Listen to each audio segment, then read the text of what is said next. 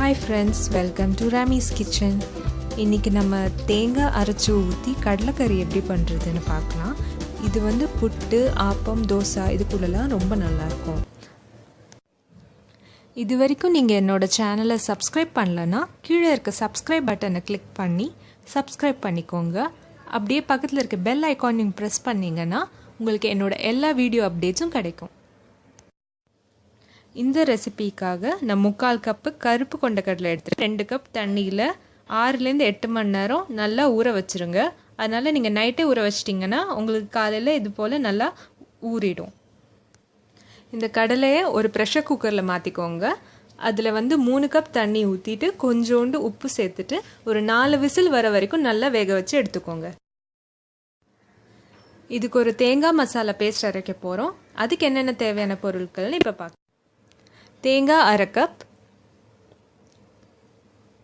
3 காஞ்ச மிளகா, 1/2 டீஸ்பூன் ஜீரகம், 1 டேபிள் ஸ்பூன் தனியா, கருவேப்பிலை, அப்புறம் ஒரு சின்ன துண்டு வெங்காயம். ஒரு பேனை சூடு பண்ணி அதில் 2 டீஸ்பூன் எண்ணெய் ஊற்றிக்கோங்க. எண்ணெய் சூடானதும் அதில் வந்து தனியாவும் காஞ்ச மிளகாவும் சேர்த்துக்கோங்க. உங்களுக்கு பிடிக்கும்னா நீங்கள் 1 டீஸ்பூன் மிளகு கூட இதில் சேர்த்துக்கலாம். இது ஒரு 2 நிமிஷம் நல்லா வதங்கணும். இப்போ நம்ம வெங்காயமும் கருவேப்பிலையும் சேர்த்து நல்லா வதக்கிக்கலாம்.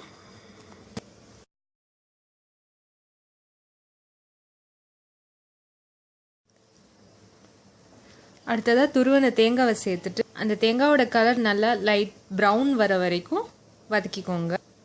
அதுக்கப்புறம் ஃப்ளேம் ஆஃப் பண்ணிவிட்டு இதை நல்லா ஆற விட்டுருங்க. இது நல்லா ஆறுனதுக்கப்புறமா இது ஒரு மிக்ஸி ஜாரில் மாற்றிக்கோங்க.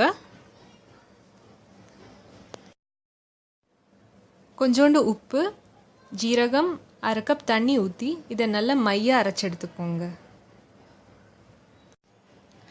இப்போ தேங்காய் மசாலா பேஸ்ட் ரெடியாக இருக்குது. அடுத்தது நம்ம கிரேவி எப்படி பண்ணுறதுன்னு பார்க்கலாம். இதுக்கு தேவையான பொருட்கள்: மஞ்சள் தூள் 1 டீஸ்பூன்,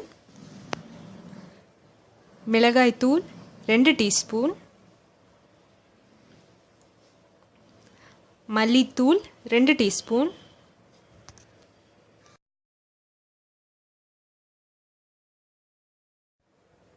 கரம் மசாலா 1 டீஸ்பூன், இஞ்சி ஒரு சின்ன துண்டு பொடியாக நறுக்குனது, ஒரு பெரிய வெங்காயம் சின்னதாக நறுக்குனது, கொஞ்சோண்டு கருவேப்பிலை, 2 தக்காளி சின்னதாக நறுக்கினது, வேக வச்ச கருப்பு கொண்டக்கடலை. அந்த கடலையை வேக வச்ச தண்ணியை கொட்டிடாதீங்க, அதை நம்ம கிரேவியில் யூஸ் பண்ணிக்கலாம். கடுகு 1 டீஸ்பூன், ஒரு காய்ந்த மிளகாய், 3 டேபிள் ஸ்பூன் எண்ணெய், உப்பு தேவையான அளவு, 1/4 டீஸ்பூன் பெருங்காயத்தூள். அடுப்பில் ஒரு கடாய் வச்சு அது சூடானதும் அதில் எண்ணெய் ஆட் பண்ணிக்கோங்க. கொஞ்சோண்டு கடுகு சேர்த்துட்டு அந்த கடுகு பொரிஞ்சதுக்கப்புறமா கருவேப்பிலையும் காஞ்ச மிளகாவும் சேர்த்துக்கோங்க. வெங்காயம் ஆட் பண்ணிக்கோங்க. இது ஒரு 2லேருந்து 3 நிமிஷம் வரைக்கும் நல்லா வதங்கணும். இது சீக்கிரம் வதங்கிறதுக்காக கொஞ்சோண்டு உப்பு சேர்த்துக்கலாம்.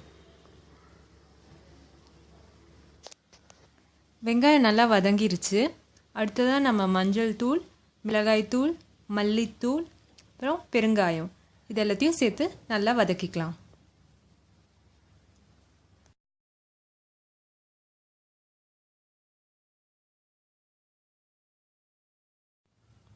நம்ம ஆட் பண்ண மசாலாவோட பச்சை வாசனை எல்லாம் நல்லா போனதுக்கப்புறமா இப்போ நம்ம தக்காளி ஆட் பண்ணிக்கலாம்.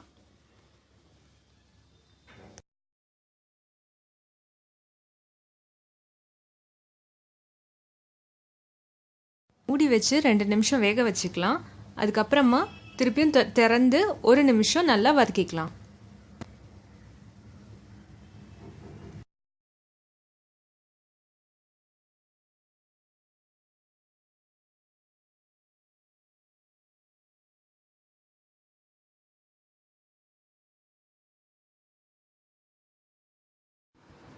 வேக வச்ச கருப்பு கொண்டக்கடலையை சேர்த்துட்டு இப்போ நல்லா மிக்ஸ் பண்ணிக்கலாம்.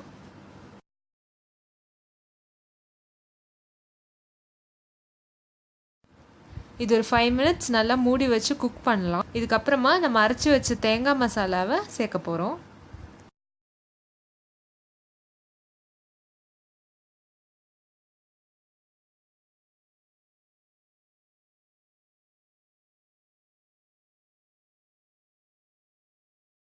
இந்த கடலை வேக வச்சுருக்கோம் இல்லையா, அந்த தண்ணியும் இதோட சேர்த்துக்கோங்க. தேவையான அளவு உப்பு ஆட் பண்ணிக்கோங்க. இப்போ நல்லா மிக்ஸ் பண்ணிவிட்டு இதை மூடி வச்சு ஒரு 8லேருந்து 10 நிமிஷம் வரைக்கும் மீடியம் ஃப்ளேமில் குக் பண்ணுங்கள். இப்போ கிரேவி ஆல்மோஸ்ட் ரெடி ஆகிடுச்சு. இதில் ஃபைனலாக நம்ம 1 டீஸ்பூன் கரம் மசாலாவும் 1 டீஸ்பூன் கோகனட் ஆயிலும் ஆட் பண்ணிவிட்டு ஃப்ளேமை ஆஃப் பண்ணிடலாம்.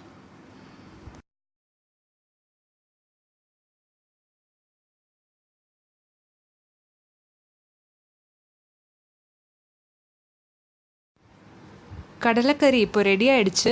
இது ஒரு சர்விங் பவுலில் மாற்றிக்கலாம். ஃப்ரெண்ட்ஸ், கண்டிப்பாக உங்களுக்கும் இந்த ரெசிபி ரொம்ப பிடிச்சிருக்குன்னு நான் நம்புகிறேன். உங்கள் வீட்டில் ட்ரை பண்ணிவிட்டு எப்படி இருக்குன்னு நீங்கள் எனக்கு ஃபீட்பேக் கொடுங்க.